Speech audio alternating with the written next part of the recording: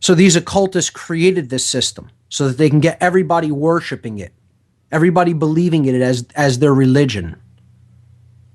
And I don't care whether it's fiat money or any other kind of money, gold, silver, it doesn't make a difference. It's all a representative construct that is not actually the things that do carry energy. Gold is not food. Gold is not water. You're not going to eat it and get energy from it. It is not sunlight. Okay? That's what energy actually is. That's what real money is. Real money is actually something that's within us, a power that's within us. That's why it's called the one eye. It's the power of the soul. That's the real money. But energy, money representing energy, is an illusion. The only real forms of energy we need is sunlight, water, food, air, etc. Real resources that enable us to live because they nourish the physical vehicle that we live in while we are in incarnation here on this world. And I don't care how much you want those things to represent those other things that you do actually need for sustenance. Try and eat some gold, and you'll find out just how much it actually is the food or water that you need to subsist. It only represents it, and it only ever has represented it.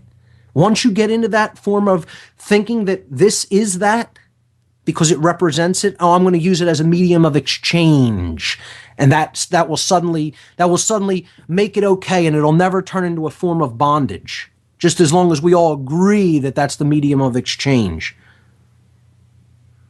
It doesn't make a difference how voluntary an illusion is. It's still an illusion. Money does not, never has, and never will exist in nature.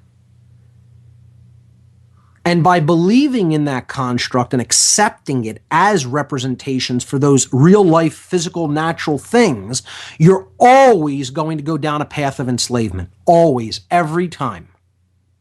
And I'm not a communist or a socialist. I stand totally against those forms of tyranny and enslavement and control by the state, because ultimately we need to get to a point where we recognize there's no authority in man and there is no money. Those two religions need to be abandoned. That's the ultimate solution if you really want to get down to it. Now, how can we do that? Only by raising our consciousness to the point where we understand that we are all one, and that as one suffers, all suffer. That's why people can't start abandoning and stop believing in those things, because they're not at that level of consciousness. That's the very reason they're unable to give up these religions, because their consciousness has not evolved to a point where they understand that they are one with everything around them.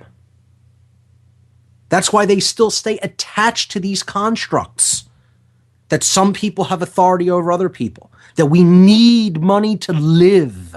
You hear that one all the time. You can't live without money.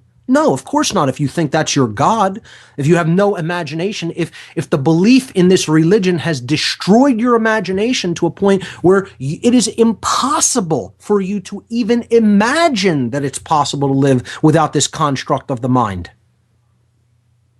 Then of course, yeah, it's going to be impossible to live without money, and you're going to create chaos by not having it around.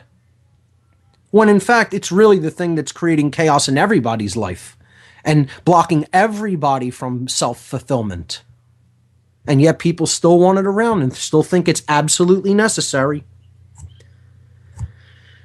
And as long as they do, they're never going to evolve to the point in consciousness that they need to be at to truly